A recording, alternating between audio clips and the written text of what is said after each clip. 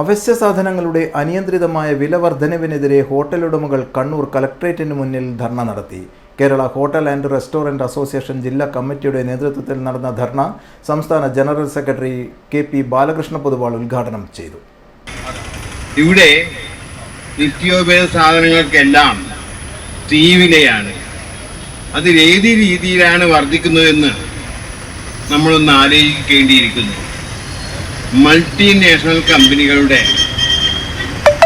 അമിതമായ കടന്നുകയറ്റം ആണ് ഈ മേഖലയിൽ ഇത്തരത്തിലുള്ള ഒരു അവസ്ഥാവിശേഷം ഉണ്ടാവാനുള്ള സാധ്യത.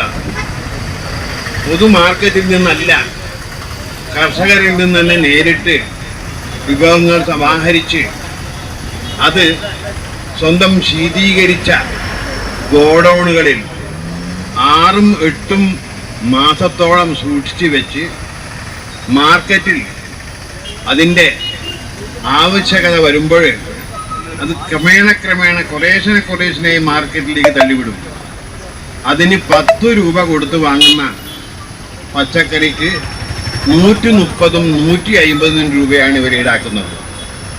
ആ പച്ചക്കറിയുടെ ഗുണനിലവാരത്തെക്കുറിച്ചും അവിടുന്ന് ലഭിക്കുന്ന അസംസ്കൃത സാധനങ്ങൾ, അതായത് പലവ്യഞ്ജനങ്ങളും മത്സ്യത്തിനും മാംസത്തിനുമുള്ള ഗുണനിലവാരം വളരെ പരിതാപകരമാണ്.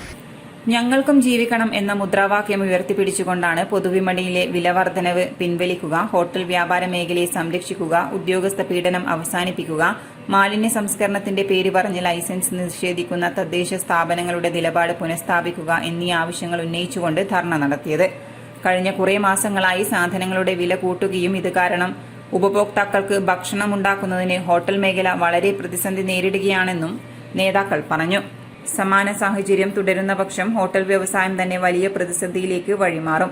സാധനങ്ങളുടെ വില നിയന്ത്രിക്കാൻ സർക്കാർ അടിയന്തര നടപടി സ്വീകരിക്കേണ്ടതാണെന്നും പ്രതിനിധികൾ പറഞ്ഞു. ധർണ ജില്ലാ പ്രസിഡന്റ് K. അച്യുതൻ അധ്യക്ഷത വഹിച്ചു. P. സുമേഷ്, A. നാരായണൻ, ബാലകൃഷ്ണൻ, ജയപ്രകാശ്, നാസർ, മഷൂർ പാരിസ് തുടങ്ങിയവർ സംസാരിച്ചു.